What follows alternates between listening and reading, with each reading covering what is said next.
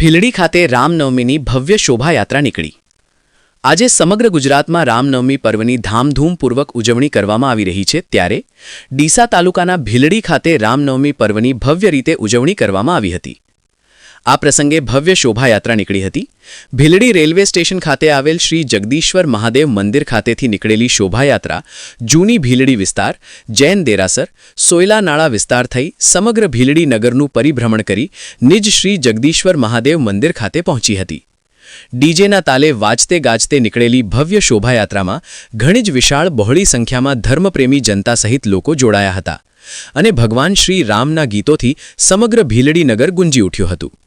શોભાયાત્રામાં Bhildi PI DB Patel, PSI NP Sonara સહિત police staff પણ ખાસ ઉપસ્થિત રહેલ। શોભાયાત્રાને સફળ બનાવવા માટે ભીલડીના વિવિધ મંડળના સ્વયંસેવકોએ ખડે પગે હાજર રહી પોતાની પ્રશંસનીય સેવા આપી હતી।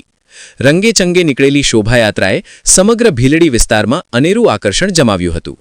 રિપોર્ટ કેતન વસૈયા, સન્માન મીડિયા, બનાસકાંઠા।